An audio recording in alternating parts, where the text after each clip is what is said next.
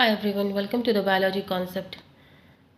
आज हम जानेंगे molecular basis of inheritance chapter में एक नया टॉपिक जो कि है पैकेजिंग ऑफ डीएनए हेलिक्स।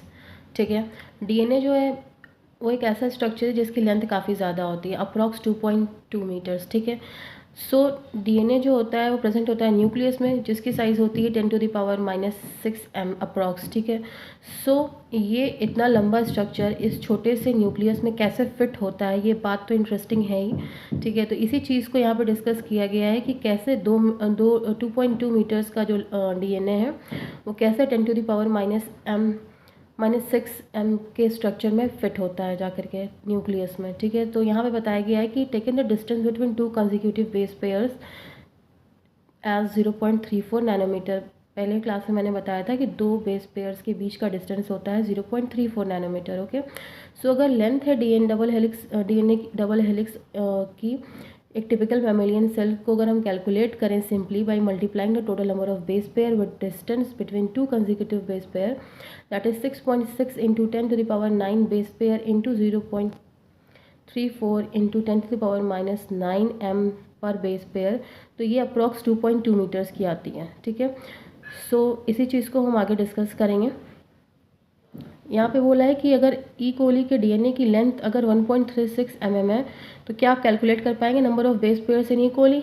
तो जाहिर सी बात है आप कर लेंगे कैलकुलेट, क्योंकि आपको पता है दो डीएनए के बेस पेयर्स के बीच का डिफरेंस क्या होता है, एक टर्न में कितने बेस पेयर्स आते हैं, एक हेलिक्स में कितने बेस पेयर्स आते हैं और उस हेलिक्स की लेंथ क्या है। ठीक है, तो आप इजीली कैलकुलेट कर सकते हैं। प्रोकैरियोट्स में जैसे कि ई कोली है, सो उनके पास डेफिनाइट न्यूक्लियस नहीं होता, डीएनए जो है वो स्कैटर्ड नहीं होता सेल में।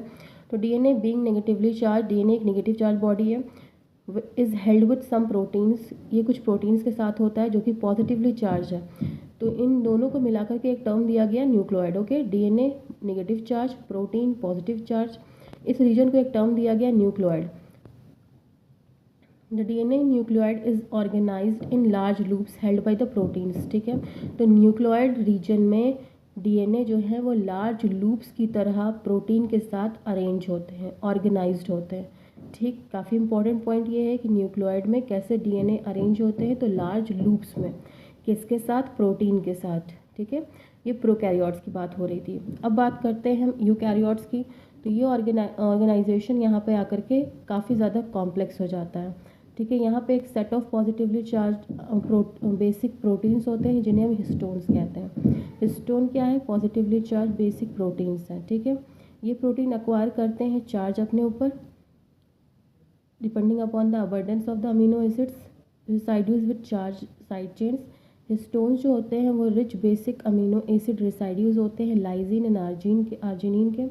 दोनों ही अमीनो एसिड कैरी करती है positive charge. Lysine and arginine दोनों ही अमीनो एसिड्स अपने साथ पॉजिटिव चार्ज को कैरी करती है इन देयर साइड चेन्स। ठीक है, हिस्टोन्स जो होते हैं वो ऑर्गेनाइज होते हैं फॉर्म करने के लिए हिस्टोन ऑक्टामर को। ठीक है, यहाँ पे क्या बोल रहा है कि histones are organised to form a unit. Histone proteins जो होते हैं वो ऑर्गेनाइज्ड होते हैं और एक यूनिट फॉर्म होती है 8 मॉलिक्यूल्स की, उसे हम हिस्टोन ऑक्टामर कहते हैं। Okay, octamer means 8।